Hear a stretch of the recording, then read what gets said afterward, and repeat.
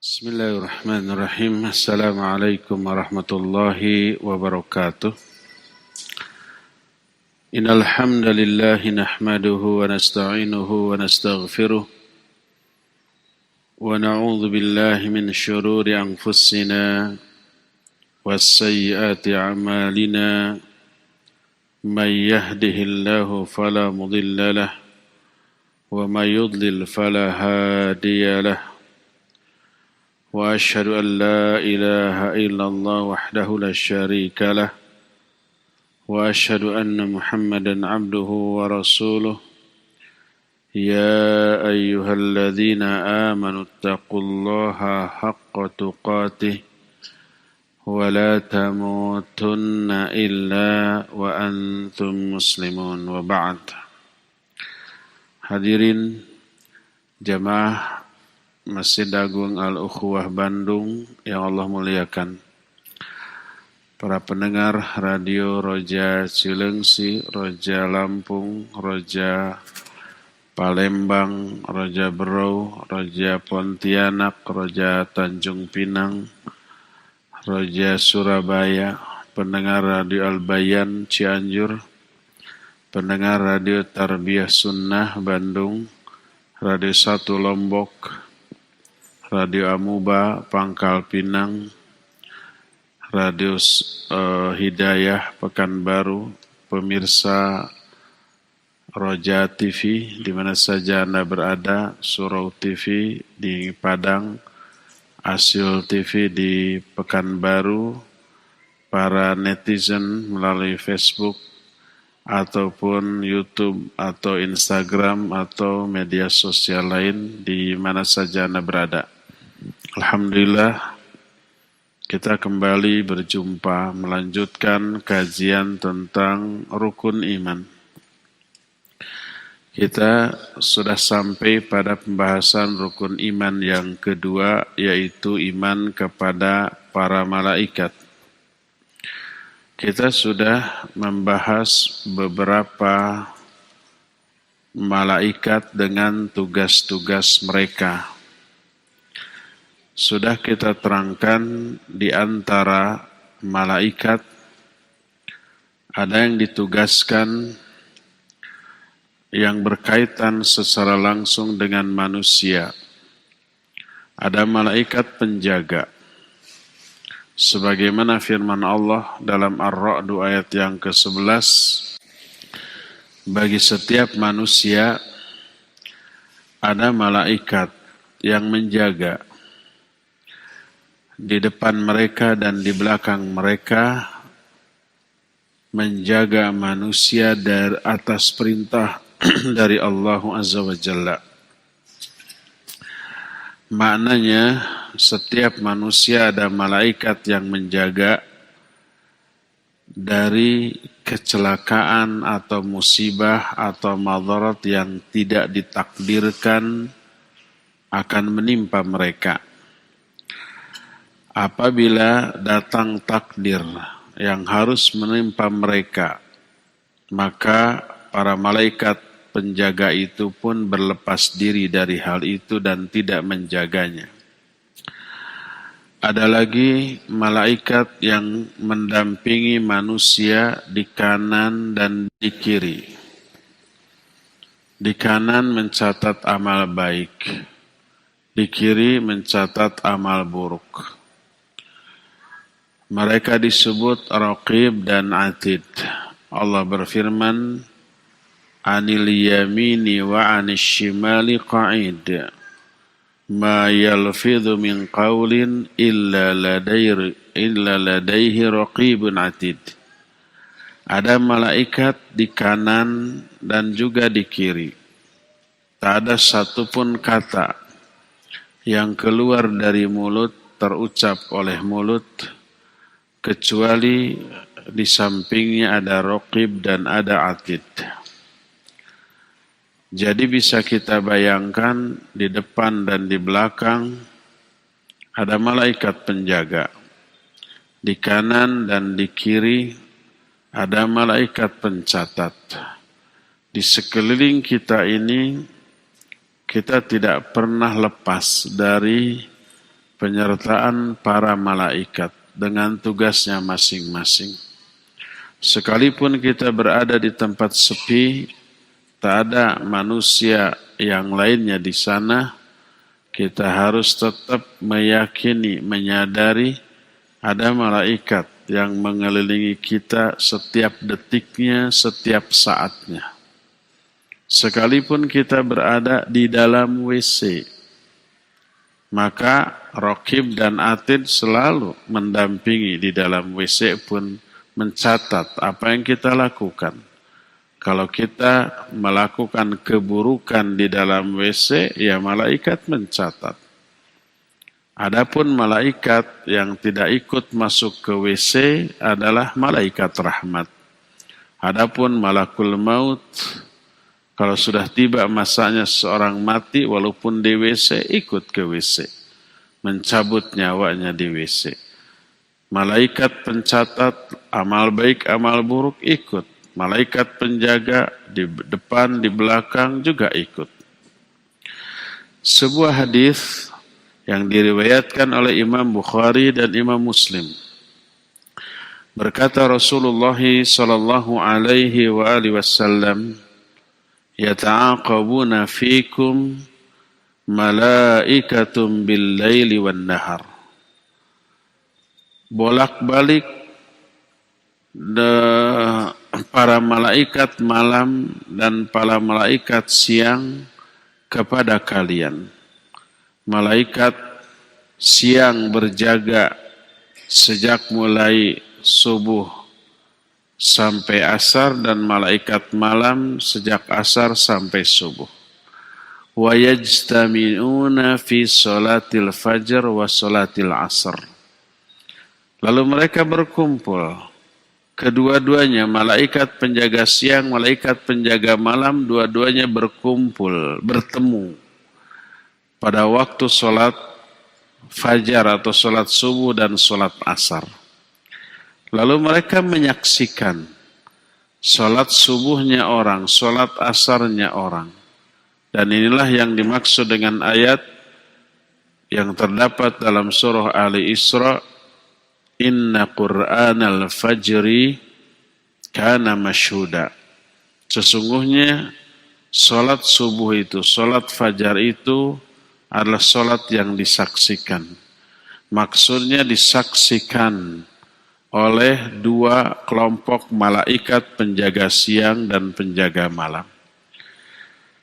Selain itu ada lagi malaikat yang langsung berhubungan dengan manusia, yaitu malaikat yang diutus oleh Allah ke rahim seseorang, ke rahim seorang ibu, ketika ibu itu mengandung janin pada usia kandungan 4 bulan.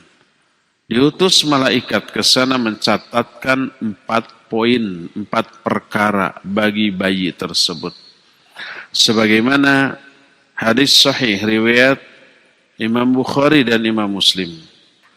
Berkata Rasulullah sallallahu alaihi wa alihi wasallam, "Inna ahadakum yujma'u khalquhu fi batni ummihi 40 yawman nutfatan, thumma yakunu 'alaqah mithla dhalik, thumma yakunu mudghah mithla dhalik, thumma yursalu ilaihil malak fayunfakhu fihi ar-ruh wa yu'maru bi arba'i kalimat bi katbi rizqihi wa ajalihi wa amalihi wa syaqiyun am sa'id." Sesungguhnya salah seorang di antara kalian dikumpulkan penciptaannya di dalam perut ibunya 40 hari berupa nutfah. Nutfah mungkin bahasa kitanya zigot. Setelah sel telur berjumpa dengan sel sperma, lalu menempel di dinding rahim, itulah yang disebut dengan nutfah. Selama 40 hari dalam bentuk nutfah. Thumma yakunu 'alaqah. Kemudian berubah menjadi 'alaqah misla dzalik selama 40 hari pula. segumpal darah. Thumma yakunu mudghatan mithla dhalik. Lalu setelah itu berubah lagi menjadi mudghah, segumpal daging selama 40 hari juga. 3 kali 40 hari. Berarti 120 hari. Atau setara dengan usia kandungan berapa? 4 bulan. Kemudian diutuslah kepadanya satu malaikat. Ditiupkanlah ruh ke dalam janin tersebut. Lalu hidup, mulai bergerak. Orang Sunda bilang uyak. Uyak itu apa? Bergerak. Lalu diperintahkanlah malaikat itu untuk mencatat 4 poin tentang nasib bayi tersebut. Dicatatkanlah rizkinya, dicatatkanlah ajalnya, dicatatkanlah amalnya, dan suka dukanya. Bahagia ataukah menderita. Kebahagiaannya, penderitaannya juga dicatatkan. Kapan dia bahagia, di mana, apa penyebabnya, kapan dia menderita, di mana, apa penyebabnya, sehingga menangis. Itu semua sudah dicatat. Ketika setiap orang berada di dalam perut ibunya dalam usia 4 bulan dalam kandungan ibunya. Selain itu ada lagi malaikat yang langsung berhubungan dengan manusia. Tugasnya sangat ditakuti oleh setiap manusia, yaitu mencabut nyawa, mencabut ruh dari diri setiap orang. Dan malaikat yang mencabut nyawa ini oleh Allah dalam Al-Quran, oleh Rasul Sallallahu Alaihi Wasallam juga dalam hadisnya disebut dengan sebutan Malakul Maut. Seperti Al-Quran surah As-Sajdah ayat yang ke-11. Allah berfirman, Qul yatawaffakum malakul mautil ladzi wukila bikum thumma ila rabbikum turja'un. Katakan olehmu hai Muhammad, akan mewafatkan kalian malakul maut yang ditugaskan untuk itu kepada kalian. Kemudian hanya kepada Allah lah kalian semua dikembalikan. Ayat ini menyebut malaikat pencabut nyawa dengan sebutan malakul maut. Inilah nama malaikat pencabut nyawa yang disebutkan oleh Al-Quran. Demikian juga hadis dari Al-Barra bin Azib radhiyallahu anhuma. Ketika Nabi SAW selesai menguburkan jenazah bangsa Ansor. Setelah selesai beliau duduk di sekitar kuburan. Tidak menduduki kuburannya karena terlarang. Para sahabat pun duduk. Mereka tertunduk, diam, tak bergerak, tak berbicara, seperti seolah-olah di atas kepala mereka itu ada burung gagak. Nabi SAW mengambil sebatang ranting, kemudian dia tancap-tancapkan di tanah sambil berkata, Ista'idhu billahi min adzabil qabr. Berlindunglah kalian kepada Allah dari azab kubur. 3 kali beliau menyatakan demikian. Lalu para sahabat menyatakan, Na'udzu billahi min adzabil qabr. Kita semuanya berlindung kepada Allah dari azab kubur. 3 kali. Lalu beliau berkata, sesungguhnya seorang hamba yang mukmin bila sudah sampai pada akhir dari kehidupan di dunianya menuju ke akhirat, datanglah para malaikat wajah mereka itu bercahaya, seolah-olah wajah mereka itu matahari.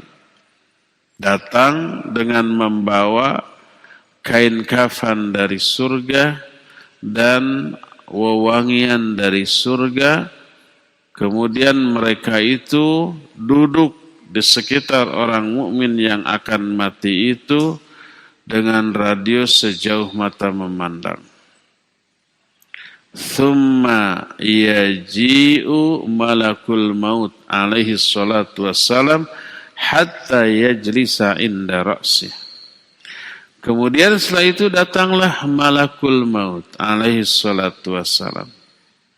Kemudian dia duduk, malakul maut itu duduk di samping kepala orang mukmin yang akan mati.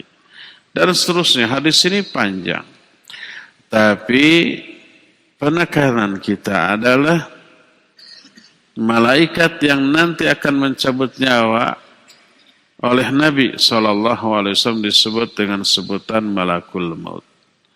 Al-Quran menyebut malakul maut, hadis juga menyebut malakul maut. Namun selama ini kita sering mendengar, diajari sejak SD, di madrasah, di masjid, di sekolah, ada nama bagi malaikat pencabut nyawa. Siapa namanya? Israel alaihi salatu wassalam. Nama Israel tidak ada dalam Al-Quran, tidak ada disebut dalam hadis yang sahih. Tapi kenapa begitu menyebar? Karena memang ada hadis yang menjelaskan nama malakul maut dengan sebutan Israel, tetapi sanad hadis ini dhaif, diriwayatkan oleh Imam At-Tabari dan dimuat dalam kitab tafsir Ibn Jarir At-Tabari. Makanya di kalangan para ulama Ahlus Sunnah juga ada yang menisbatkan nama Israel sebagai nama bagi malaikat pencabut nyawa. Tapi Al-Quran dan hadis yang sahih menyebut dengan sebutan malakul maut. Nah, Allah berfirman dalam Al-An'am ayat 61, hatta idza jaa ahadakumul mautu tawaffathu rusuluna wa hum la yufarritun. Sehingga apabila datang saat-saat kematian kepada salah seorang di antara kalian, dia diwafatkan oleh para malaikat utusan kami dan mereka sedikit pun tidak lalai dari tugasnya. Dan banyak lagi ayat dan hadis yang menerangkan malaikat dengan tugas-tugasnya secara khusus.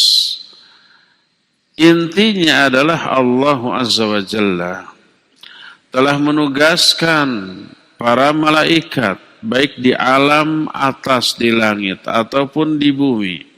Malaikat yang mengurus urusan-urusan yang akan terjadi di langit dan di bumi atas izin Allah, perintah Allah dan kehendak Allah, dan para malaikat tersebut diberi kemampuan tanpa diberi kelemahan dalam melakukan tugasnya. Tidak merasa berat, tidak merasa lelah, tidak merasa jemu, tidak merasa cangkel ataupun kesal, dan tidak diberi keinginan dan kemampuan untuk menolak. Berbeda dengan manusia. Manusia diperintah untuk melakukan ibadah kepada Allah, tapi dengan kemampuan terbatas, dengan seabrek kelemahan. Ada lelah, ada jemu, ada capek, ada cangkel. Kita nggak bisa sujud lebih dari 10 atau 15 menit ya. Apa yang terjadi kalau kita sujud 15 menit? Bisa-bisa nggak bisa bangkit lagi. Karena kesemutan, baal, mati rasa. Itu tidak dimiliki kelemahan itu oleh para malaikat. Manusia diberi keinginan dan kemampuan untuk menolak. Disuruh sholat, bisa ditolak oleh manusia. Banyak manusia yang tidak sholat. Mereka mampu menolak perintah Allah dan mereka diberikan keinginan untuk menolak seperti itu. Juga kemampuan. Makanya di saat manusia tetap mampu melaksanakan perintah Allah dengan kemampuan yang terbatas, dengan seabrek halangan dan rintangan, tapi tetap bisa ibadah, maka itu prestasi yang luar biasa. Makanya ibadah yang dilakukan oleh manusia namanya ibadah syar'iyah. Adapun ibadah yang dilakukan oleh para malaikat namanya ibadah jabaliyah. Para malaikat memang diciptakan untuk taat, untuk patuh. Tidak diberi kemampuan dan keinginan untuk menolak. Allah berfirman, la yasbiqunahu bil qawli wa hum bi amrihi ya'malun. Para malaikat itu tidak pernah mendahului ucapan Allah. Mereka itu selalu melakukan apa yang Allah perintahkan. La ya'sunallaha ma amarahum wa yaf'aluna ma yu'marun. Para malaikat tidak pernah maksiat kepada Allah dalam hal perintah. Selalu melaksanakan apapun yang diinstruksikan kepada mereka. Tak ada satupun malaikat yang durhaka kepada Allah Subhanahu wa ta'ala. Itulah para malaikat yang yang oleh Allah Azza wa Jalla ditugaskan dengan kemampuan yang spesial tanpa kelemahan, dengan tidak diberikan kemampuan dan keinginan untuk menolak perintah Allah Azza wa Jalla. Mereka tidak ada kelemahan, tidak diberi rasa malas, tidak diberi kelemahan seperti manusia, dan tidak ada gangguan dari godaan setan. Kalau kita ada gangguan setan untuk dibujuk agar tidak taat, tidak patuh. Kalau malaikat tidak. Karena itulah ibadah malaikat tidak dipahalai dan tidak dibalas dengan surga. Seperti yang dialami oleh manusia. Manusia kenapa dipahalai, dibalas dengan surga? Karena ibadah mereka luar biasa bernilainya. Dengan kelemahan dan keterbatasan yang ada, dengan gangguan dan godaan yang begitu besar, tapi tetap bisa melakukan ibadah kepada Allah Subhanahu wa ta'ala. Makanya dipahalai. Dan apabila ingkar, dihukum, diazab, dimurkai, disiksa oleh Allah Azza wa Jalla.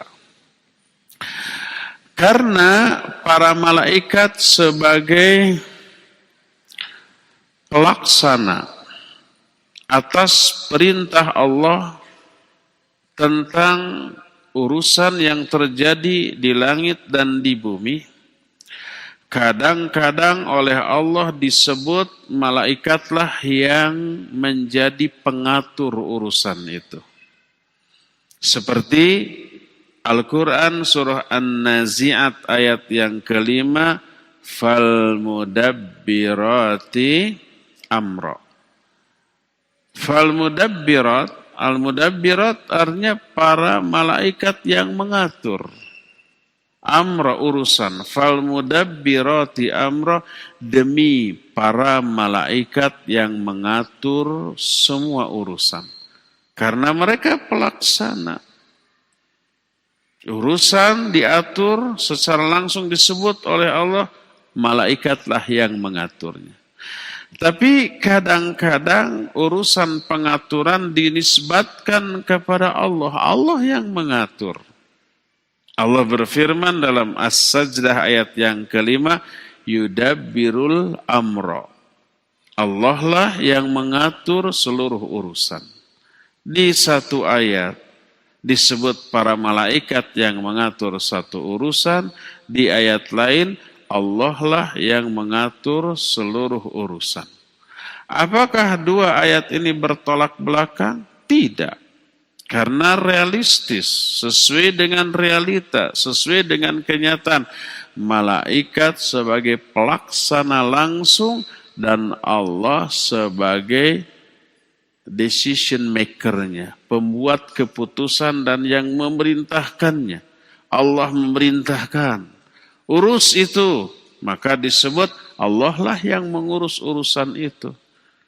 Terus malaikat sebagai pelaksana, maka bisa disebut malaikat yang mengurus urusan itu sebagai pelaksana yang melaksanakan hal tersebut. Sama dengan siapa yang mematikan manusia, bisa dikatakan Allah yang mewafatkan manusia. Karena Allah lah yang menyuruh, yang memutuskan. Bisa dikatakan malaikatlah yang mewafatkan manusia karena malaikat sebagai pelaksana. Dua-duanya disebut, kadang Allah menyatakan malaikat yang mewafatkan. Seperti surah As-Sajdah ayat 11 tadi, Qul yatawaffakum malakul mautil ladzi wukila bikum. Katakan, akan mewafatkan kalian malakul maut yang memang ditugaskan untuk itu kepada kalian. Disebut yang mewafatkan itu adalah malaikat. Di ayat yang lain Allah yang mewafatkan. Dua-duanya tidak bertolak belakang. Dua-duanya saling melengkapi. Allah disebut yang mewafatkan sebab Allah lah yang memutuskan seseorang wafat. Malaikat disebut yang mewafatkan sebab dialah pelaksana. Pelaksana dari dicabutnya seseorang nyawanya ketika dia wafat. Ya. Apa sebenarnya makna dari malaikat? Secara bahasa, malaikat berasal dari malakun. Makna malakun adalah utusan. Alaka maknanya mengutus. Kalau ada malakun, huruf mim di fathah, huruf lam disukun mal. Lalu ada huruf alif di fathah, malakun.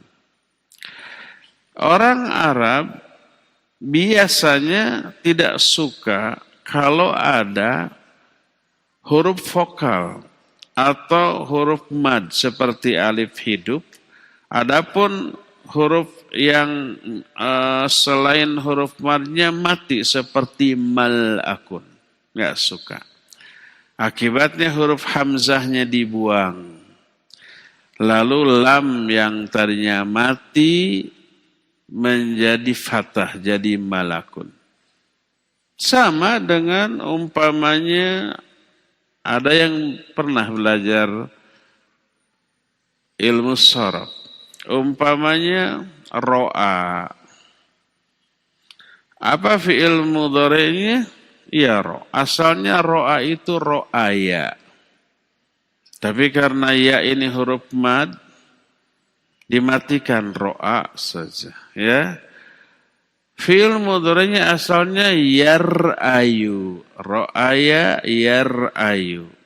Tadinya yar'ayu, ro'nya mati tapi hamzahnya hidup. Yar'ayu itu enggak suka, maka hamzahnya dibuang. Ro'nya yang tadinya mati menjadi hidup, jadi yaro, ro'a, yaro. Itu kebiasaan orang Arab seperti itu. Demikian juga malaikat. Tadinya malakun, berubah menjadi malakun. Tapi ketika dijamakkan, malak itu satu malaikat.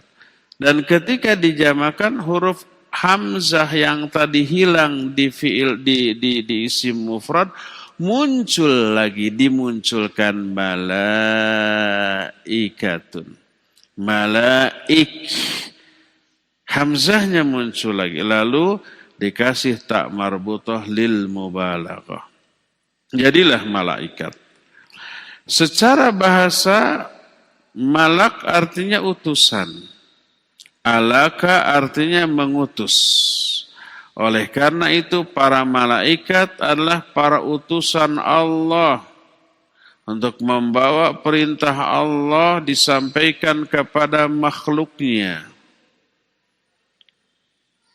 Oleh karena itulah maka banyak di dalam ayat yang menjelaskan fungsi malaikat sebagai utusan. Seperti Al-Quran surah Fatir ayat yang pertama. Allah berfirman, ja'ilil malaikati rusulan uli ajnihatin mathna wa thulatha wa ruba'.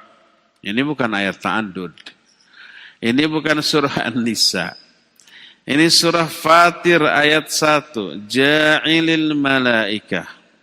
Allah lah yang telah menjadikan para malaikat rusulan sebagai utusan. Uli ajnihatin yang memiliki sayap-sayap. Mathna wa thulatha wa ruba'. Ada yang 2-2, ada yang 3-3, ada yang 4-4. Sayapnya. Malaikat memiliki sayap dengan jumlah yang berbeda. Ada yang 2-2, 3-3, dan 4-4. Dan malaikat Jibril sayapnya sampai berapa? Sampai 600 sayap. Ayat itu menjelaskan fungsi, salah satu tugas atau fungsi atau peran malaikat sebagai utusan Allah. Ja'ilil malaikati rusulan. Allah telah menjadikan para malaikat sebagai para utusan. Termasuk ada satu surat diberi nama dengan nama tugas yang diemban oleh para malaikat, yaitu para utusan. Ada yang tahu nama surat itu apa? Al-Mursalat. Allah menyatakan wal mursalati urfa. Al-Mursalat maknanya para utusan. Itu maksudnya adalah para malaikat. Makna wal mursalati urfa maknanya hum Rasulullah fi tanfidhi amrihil kaunil ladzi yudabbiru bihis samawati wal ard. Artinya mereka para utusan Allah untuk melaksanakan perintah Allah di alam, untuk mengatur langit bumi beserta apa yang ada di dalamnya. Jadi tugas malaikat ada yang berkaitan dengan pengaturan alam. Langit, bumi, menurunkan hujan, mengatur tiupan angin, cuaca, menumbuhkan tumbuh-tumbuhan. Itu pokoknya berkaitan dengan urusan alam. Ada lagi yang diutus untuk mengurus urusan agama. Yang diturunkan oleh Allah untuk mengatur kehidupan manusia dengan menyampaikan wahyu kepada para nabi yang terpilih. Allah berfirman dalam surah An-Nahl ayat yang kedua. Yunazzilul malaikata birruhi min amrih ala man yasha'u min ibadihi an anziru annahu la ilaha illa ana fattaqun. Kata Allah, Allah lah yang telah menurunkan para malaikat birruh min amrih dengan ar-ruh. Ar-ruh di sini maknanya malaikat Jibril. Tanazzalul malaikatu war-ruhu. Turunlah para malaikat dengan ruh. Ruh yang dimaksud adalah malaikat Jibril. Bukan berarti malaikat Jibril hanya berupa ruh tanpa jasad. Semua makhluk ruh yang berjasad atau jasad yang berruh. Termasuk malaikat. Jasad malaikat diciptakan dari apa? Dari api. Jasad setan dari kalangan bangsa jin diciptakan dari api. Dari malaikat dari cahaya. Afwan. Saya tadi ngomong dari apinya. Jasad para malaikat diciptakan dari cahaya. Jasad jin diciptakan dari api. Dan jasad manusia diciptakan dari tanah dengan proses yang sudah dijelaskan oleh Allah kepada kita. Bersabda Rasulullah SAW, khuliqatil malaikatu min nur, wa khuliqal jan min marij min nar, wa khuliqa Adam mimma wusifa lakum. Para malaikat diciptakan dari cahaya. Para jin diciptakan dari api. Dan Adam diciptakan dari apa-apa yang telah dijelaskan kepada kalian. Maknanya jasadnya. Jasadnya yang diciptakan dari benda-benda yang disebutkan dalam hadis tadi. Lalu jasad itu masing-masing diberi ruh. Baik untuk malaikat, untuk jin, untuk manusia, termasuk untuk hewan diberi ruh. Cuma tidak ada keterangan baik dari ayat ataupun dari hadis dari apa ruh ini dibuat, diciptakan. Allah hanya memberi informasi super minim tentang ruh. Dan Allah menyatakan wa yas'alunaka 'anir ruh qulir ruhu min amri rabbi wa ma utitum minal ilmi illa qalila. Mereka bertanya kepada engkau, hai Muhammad, tentang ruh. Jawab olehmu, ruh itu urusan Rabbku, urusan Allah. Dan kalian tidak diberi ilmu tentang ruh ini kecuali hanya sedikit saja. Sudah tawakuf di sana. Kita tidak tahu dari apa ruh malaikat diciptakan, ruh jin, ruh manusia, apakah dari bahan yang sama? Wallahu a'lam bishawab.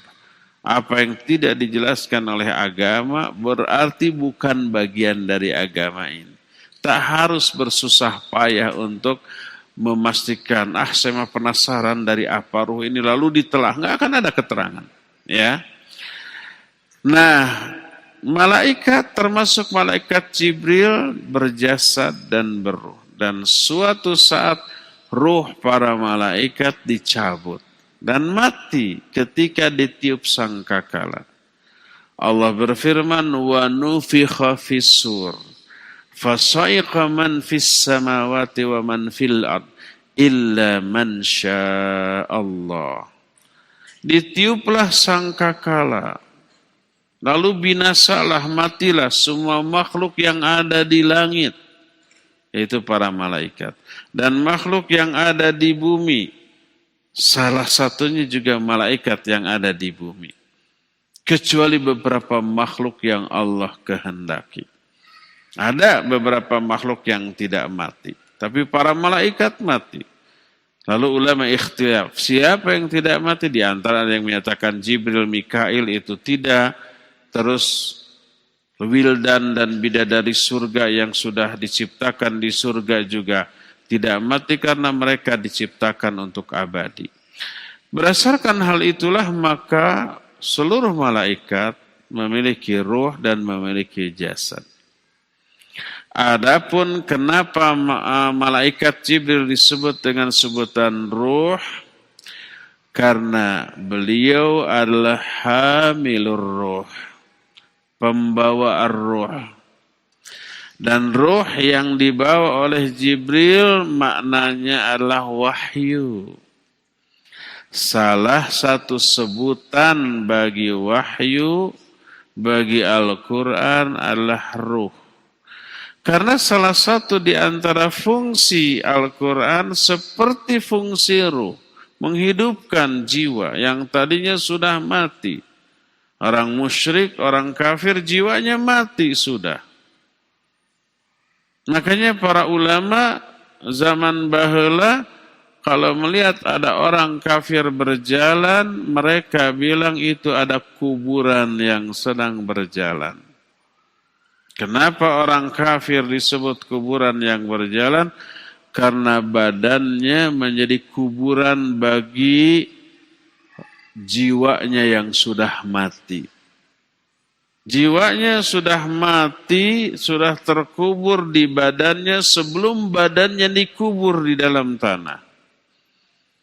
Tapi begitu orang kafir, orang musyrik yang sudah mati jiwanya, menerima Al-Quran, mereka taubat dari syiriknya, dari kufurnya, masuk Islam, bersyahadat, menerima Al-Quran.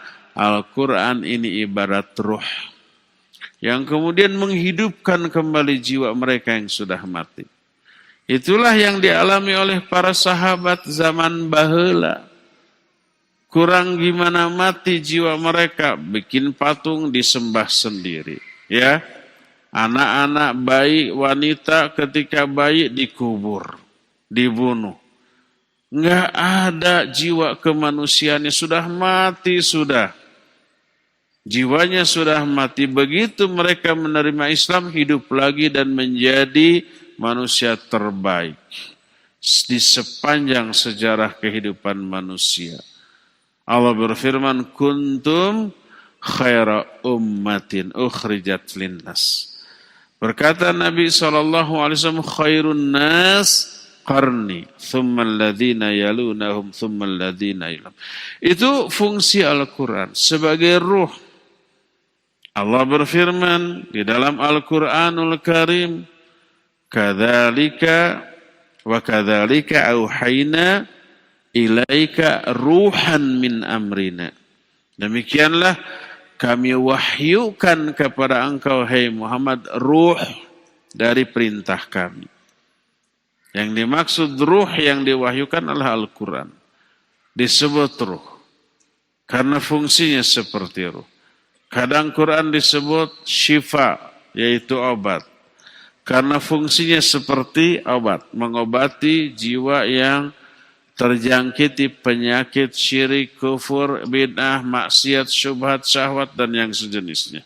Ya, kadang disebut dengan sebutan nur, artinya cahaya, karena Al-Quran menerangi jalan hidup manusia, dan begitulah seterusnya.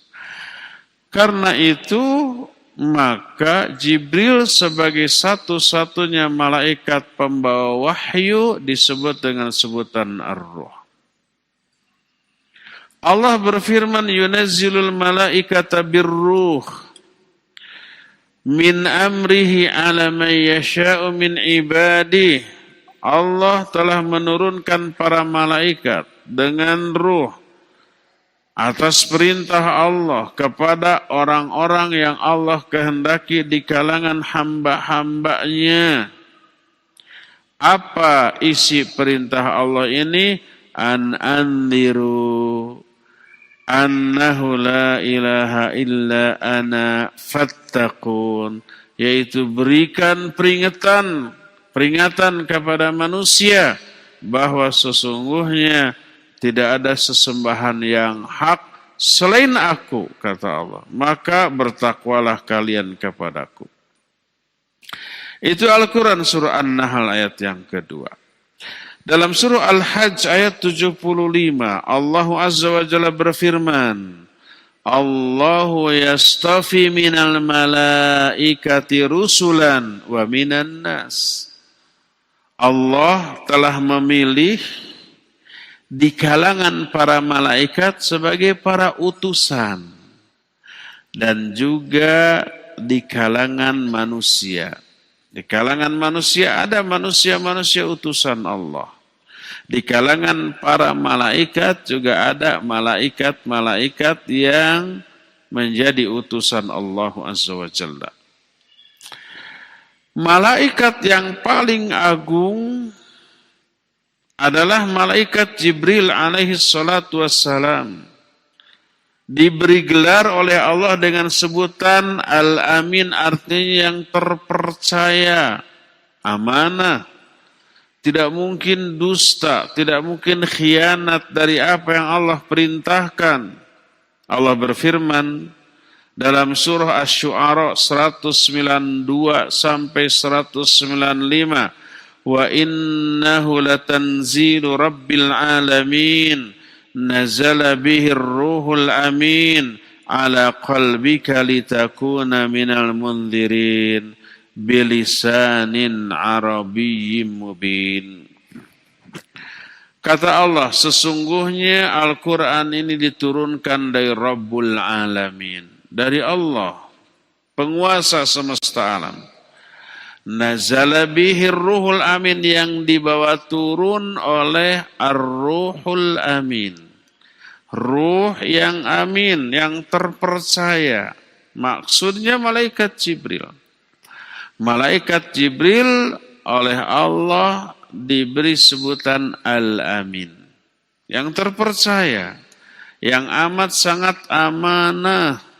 Tidak mungkin khianat. Kalau toh khianat, kira-kira Allah tahu enggak? Ya pasti tahu. Kalau tahu Jibril berkhianat, Allah tahu, diam enggak? Ya enggak mungkin diam atunya. Dihancurkan. Anehnya, ada sekelompok kaum yang mengaku muslim mengatakan Jibril itu khianat. Wahyu dari Allah harusnya diberikan kepada Ali, ini diberikan kepada Nabi Muhammad SAW, makanya khianat. Ada yang kayak begitu? Ada. Masuk akal apa tidak? Nggak masuk akal. Kalau betul Jibril khianat, Allah tahu apa tidak? Pasti tahu. Kalau tahu, apakah Allah diam? Ya pasti tidak mungkin diam.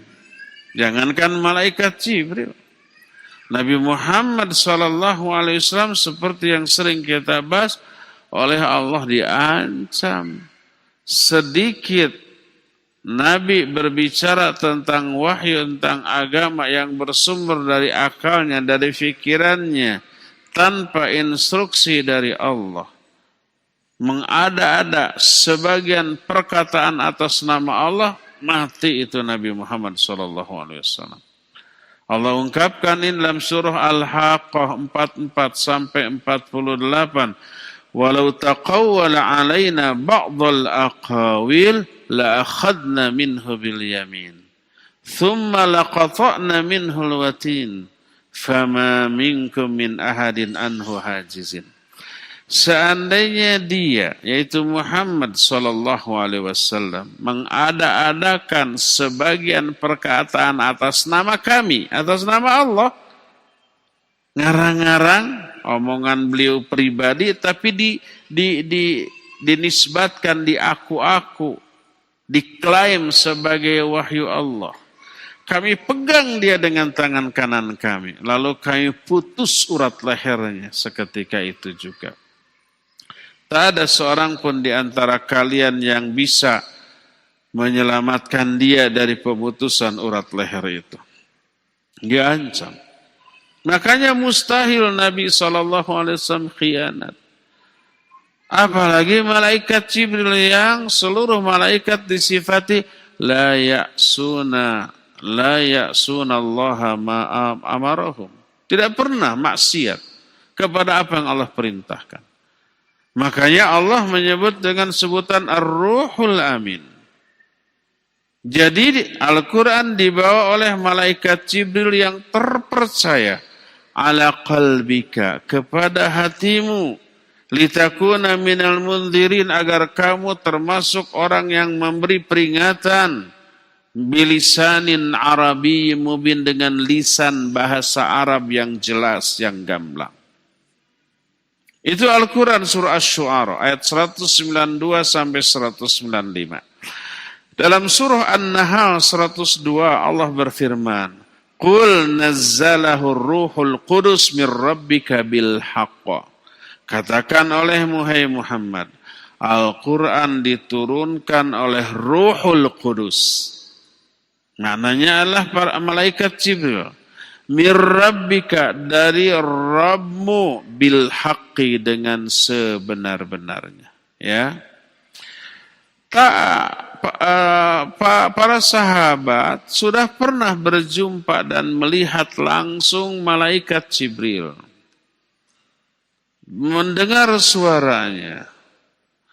Tapi tidak dalam bentuk yang asli. Menyamar jadi orang. Nabi dan para sahabat sedang ngariung, berkumpul, datang orang, seger fresh, rambutnya hitam, bajunya putih, tidak nampak bekas-bekas safar pada diri. Kalau safar kan kelihatan kumal, dekil, kucel, lesu, lapar, lelah gitu ya. Ini fresh. Kayaknya bukan orang jauh. Tapi disebut orang dekat, tak ada seorang pun yang mengenal di antara mereka. Lalu orang ini bersikap akrab dengan Nabi SAW. Lalu bertanya tentang Islam, iman, ihsan, dan kiamat. Ya enggak? Setelah dijawab oleh Nabi SAW, orang ini pergi. Lalu kata Nabi kepada Umar, "Hei Umar, tahu enggak siapa dia?" Kata Umar, "Allah dan Rasulnya yang lebih tahu." Beliau menyebut, "Innahu Jibril. Atakum liyu'allimakum dinakum." Dia itu Jibril. Dia datang kepada kalian untuk mengajarkan kalian tentang agama kalian. Tapi itu tidak dalam bentuk yang asli. Tak ada orang yang melihat beliau dalam bentuk asli kecuali Nabi SAW dan beliau melihatnya 2 kali. Walaqad ra'ahu nazlatan ukhra inda sidratil muntaha indaha jannatul ma'wa dan seterusnya dalam surah An-Najm. Ya. Nah, tidak sekedar malaikat Jibril yang menyamar, tapi malaikat-malaikat lain pun diriwayatkan sering menyamar menjadi orang. Baik kepada para nabi, seperti Nabi Ibrahim alaihissalatu wassalam dengan Nabi Lut. Seperti umpamanya nabi-nabi yang lain. Allah Azza wa Jalla berfirman tentang Nabi Ibrahim.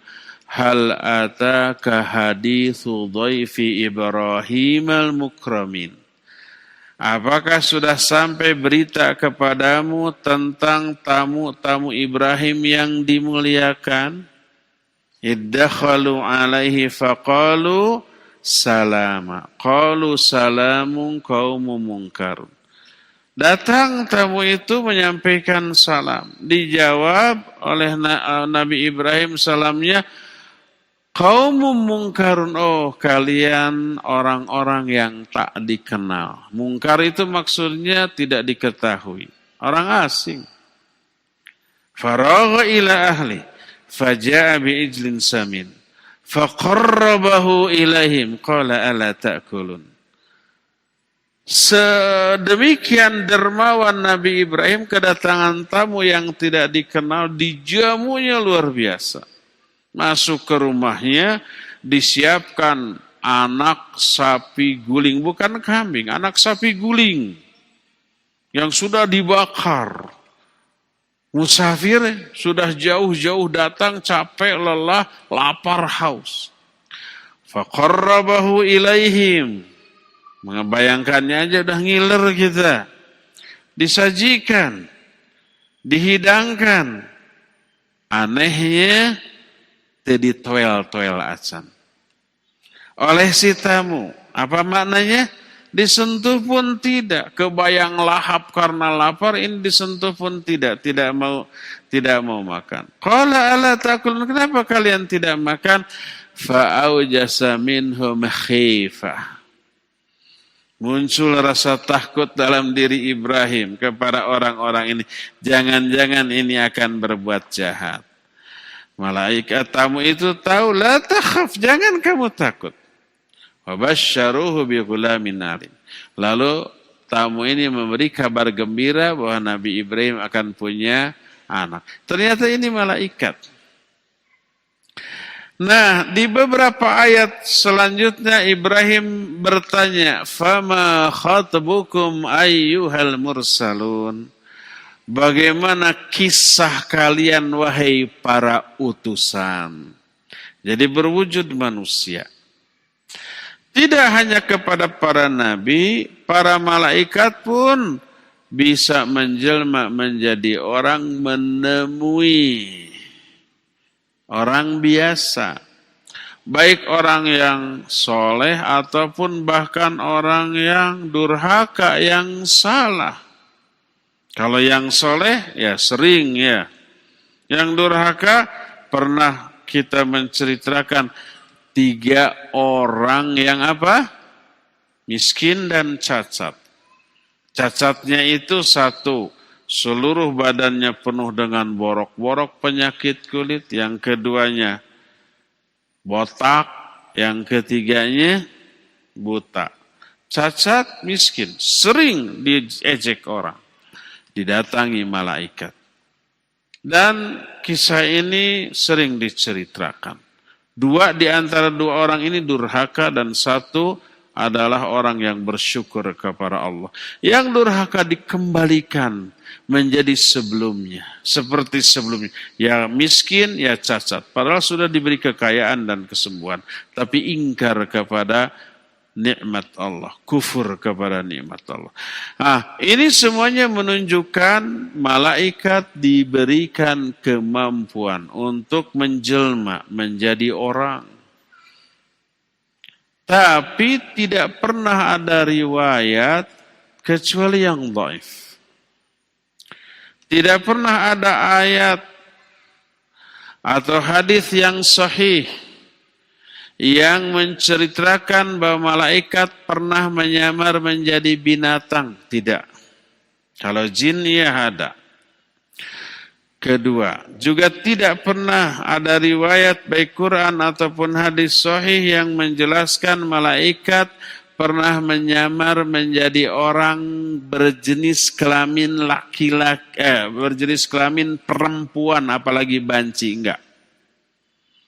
Yang ada adalah dalam bentuk laki-laki. Walaupun yang ditemuinya adalah perempuan. Ada enggak wanita yang pernah didatangi oleh malaikat Jibril? Ada. Siapa? Maryam. Didatangi oleh malaikat Jibril memberitahukan bahwa dia akan hamil, akan punya anak. Itu dalam bentuk seorang pria, walaupun yang didatanginya adalah seorang wanita.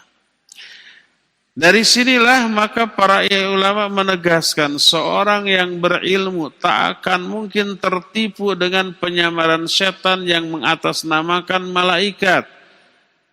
Mungkin setan menyamar menjadi bidadari yang cantik jelita, lalu dia katakan saya malaikat. Kalau orang berilmu langsung ambil tanah batu lempar saja. Ikhsa. Pergi engkau. La'anakallah. Semoga Allah melaknatmu. Pasti ini iblis. Pasti ini apa? Setan. Ya. Demikian juga dalam bentuk binatang. Tidak. Tidak ada hadis yang sahih dan tidak ada ayat Al-Quran yang menerangkan bahwa malaikat pernah menjelma menjadi binatang atau menjelma dalam bentuk wanita. Kecuali ada hadis dhaif yang pernah kita terangkan. Ketika menjelaskan bahwa arsy sekarang dipikul oleh 4 malaikat. Pas kiamat nanti ditambah 4 lagi menjadi berapa? Menjadi 8. Sebagaimana yang diterangkan dalam Al-Quran dalam surah Al-Haqqah. Ya. Wa yahmilu arsya rabbika fawqahum yawma idzin thamaniyah. Jadi arsy Allah di hari kiamat nanti dipikul oleh 8 malaikat. Itu pada hari kiamat. Adapun sekarang sebelum hari kiamat tidak ada keterangan. Kecuali berdasarkan hadis yang dhaif, seorang penyair menyatakan arsy Allah dipikul oleh 4 malaikat. ada yang berupa orang, ada yang berupa sapi jantan, ada yang berupa singa, dan ada juga yang berupa burung elang. Semuanya malaikat. Lalu ketika Nabi SAW mendengar syair ini, beliau berkata, "Shadaqa, benarlah dia." Ada hadis, tapi hadis ini sanadnya dhaif. Dan urusan gaib tidak boleh didasarkan kepada hadis yang dhaif. Makanya ulama tidak menerima hadis ini untuk menjelaskan perkara gaib tentang jumlah malaikat pemikul arsy sekarang. Apalagi bentuknya ada 3 malaikat yang berbentuk binatang, baik itu singa, elang, ataupun tadi sapi jantan. Ini hadisnya dhaif. Adapun hadis sahih, maka itu tidak ada. Ya, inilah beberapa keterangan yang berkaitan dengan para malaikat. Dengan demikian selesai sudah penjelasan tentang rukun iman yang kedua, yaitu iman kepada para malaikat. Cukup penjelasan kita sampai di sini, dan kita masih punya sisa waktu untuk bertanya jawab. Kepada Al-Akh Fawas di Cilengsi dipersilakan memandu tanya jawab dengan pendengar dan pemirsa. Wassallallahu ala nabiyina Muhammadin wa ala alihi wa ashabihi wassalam. Silakan. Jazakumullahu khairan kepada Ustadz yang telah menyampaikan materi yang penuh manfaat di sore hari ini. Ikhwatal Islam, untuk selanjutnya kita masuk sesi interaktif. Silakan bagi Anda yang akan bertanya, bisa kirim pertanyaan ke pesan singkat. Waalaikumsalam warahmatullahi wabarakatuh. Silakan Ibu pertanyaannya. Dengan hamba Allah Pak Ustadz di Karawaci. Silakan. Emang bertanya Pak Ustadz. Silakan Bu. Anak kan punya saudara. Saudara anak itu katanya itu dulu waktu masih hidupnya dia selalu takut sama yang namanya kesyirikan. Yeah. Dia nggak mau mensyirikan Allah. Dan dia istilahnya mentauhidkan Allah Pak Ustadz. Yeah. Tapi sebelum meninggalnya itu, dia itu ngomong ke saudaranya yang satu lagi, jangan berisik. Itu ada malaikat datang.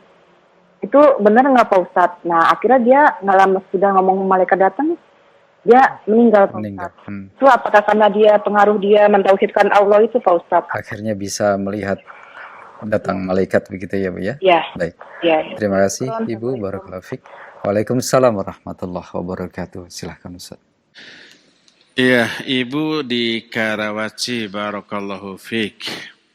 Terima kasih atas kisahnya, juga pertanyaannya. Dulu kita pernah membahas sebuah tema yang menarik. Judulnya Misteri Tamu Terakhir.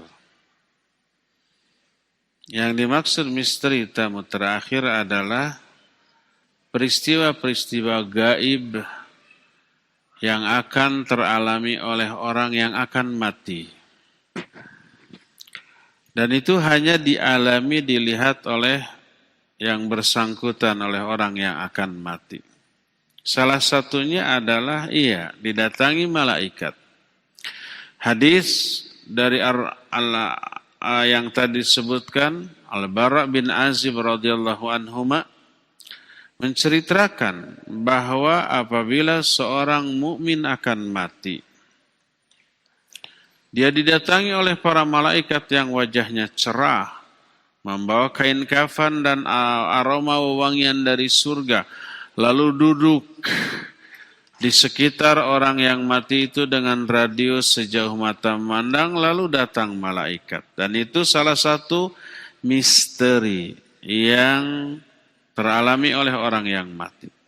Termasuk orang kafir.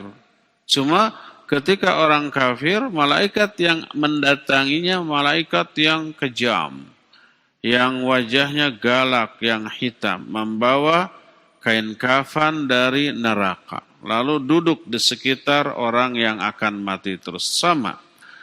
Dan itu menunjukkan orang mukmin bisa, orang yang akan mati itu bisa melihat walaupun tidak terlihat. oleh orang-orang lain yang sama-sama berada di sana. Ya, itu salah satu di antara apa? Di antara misteri terakhir yang teralami oleh orang yang akan mati. Tapi jangan lengah juga. Ada juga yang datang sama-sama gaib, tapi misinya beda, yaitu setan. Laknatullahi alaih. Datang kepada dia dalam bentuk orang yang paling dihormati oleh dia. Mungkin bapak ibunya yang sudah mati, mungkin saja dalam bentuk ustadz, gitu ya. Datang setan kepada dia, kemudian mengajak kepada Yahudi, kepada Nasrani, atau kepada agama lain. Seperti yang pernah dialami oleh Imam Ahmad, rahimahullahu ta'ala. Di akhir hayat ketika sakit, disuruh mengucapkan La ilaha illallah. Apa jawabnya? La ba'd. Saya enggak mau. Ulama besar yang soleh. Akhirnya pingsan. Ketika siuman, ditanya oleh anaknya Abdullah, wahai bapak, apa yang mayabdulak, apa yang engkau alami, apa yang engkau lihat? Disuruh la ilaha illallah tapi bilangnya tidak mau. Apa kata beliau? Atani syaitonan min an yamini wa an shimali. Tadi datang dua setan dari kanan dan dari kiri. Yang kanan menyatakan, ya Ahmad, mut Yahudiyan fa innahu khairal adyan. Hai Ahmad, matilah kamu sebagai Yahudi.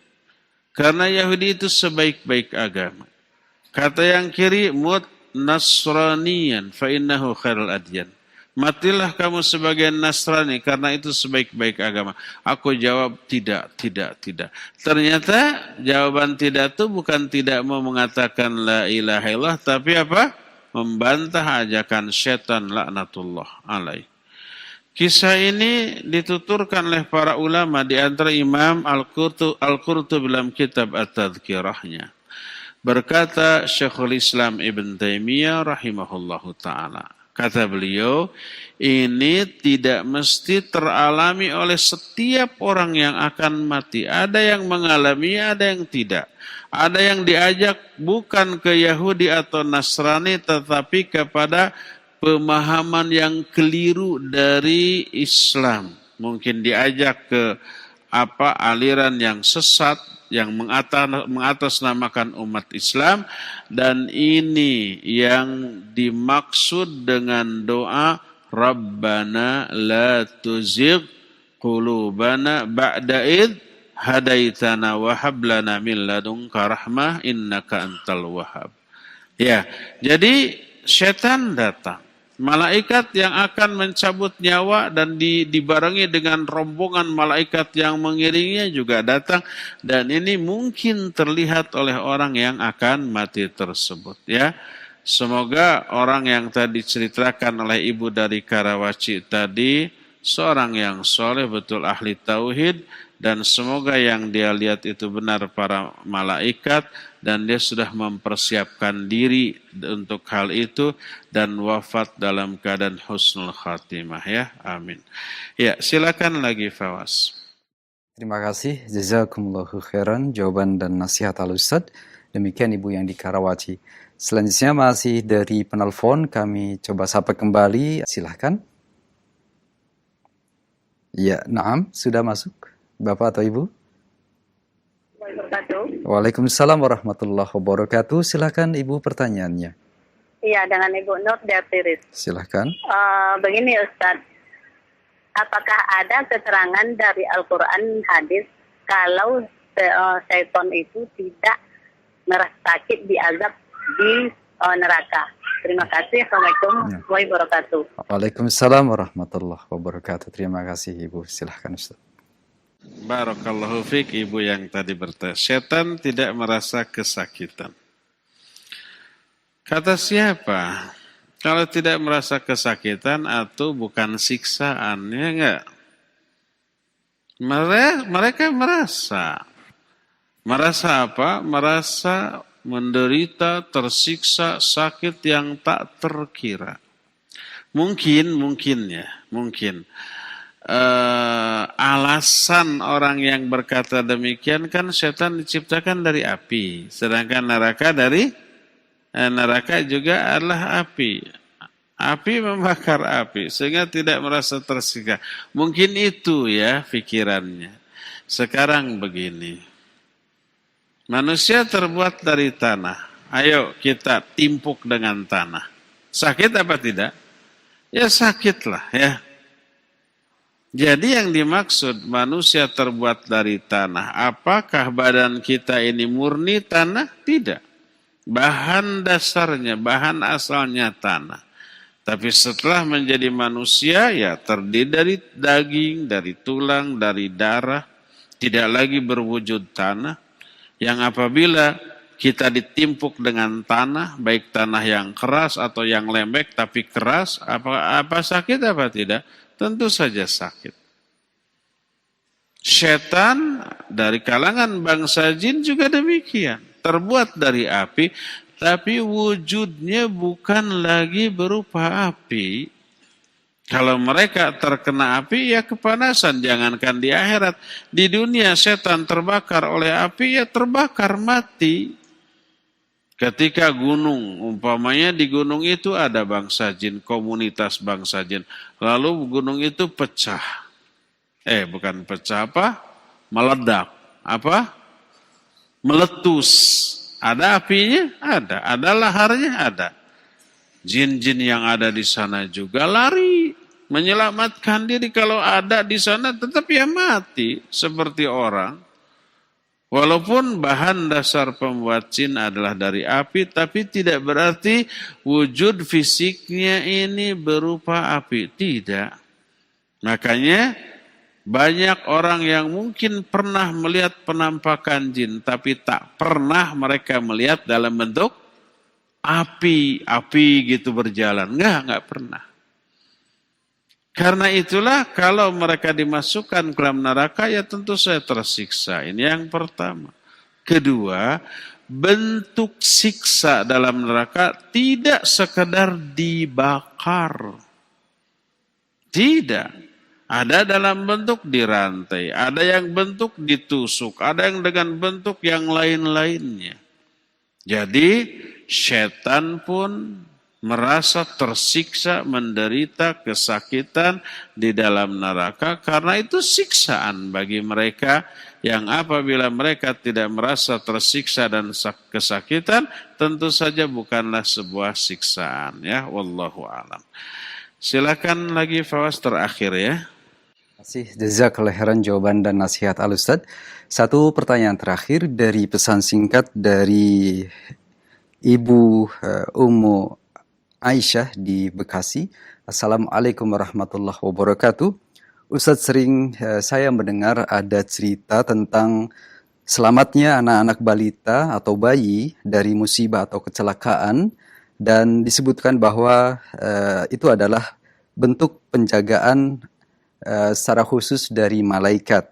Yang jadi pertanyaan Ustaz, apakah benar demikian ada penjagaan?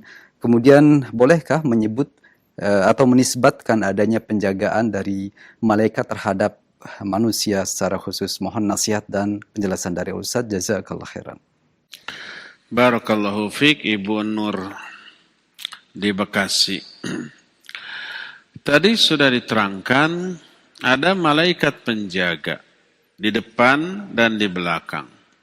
Allah berfirman, lahu mu'aqqibatun min baini yadayhi wa min khalfihi yahfazunahu min amrillah. Bagi setiap manusia ada malaikat di depannya dan di belakang menjaga orang itu atas perintah Allah Azza wa Jalla. Menjaga dari apa? Menjaga dari kecelakaan, musibah, bahaya, madarat yang belum ditakdirkan menimpa orang itu. Kapan? Sejak mulai bayi itu lahir. Dalam keadaan masih bayi terus sampai orang itu meninggal. Ya. Oleh karena itu sering terjadi kejadian yang di luar akal manusia. Secara logika, secara realita, mestinya orang itu mati atas musibah itu. Tapi kok selamat, tececel, teboncel, terahet-rahet acan. Selamat dalam keadaan tidak ada luka sedikit pun. Ya, baik itu kepada yang masih bayi maupun kepada orang yang sudah remaja, ABG, dewasa, nenek-nenek, kakek-kakek. Itu terjadi pada setiap orang. Tanpa diketahui penyebab yang logisnya. Kenapa orang itu kok bisa selamat?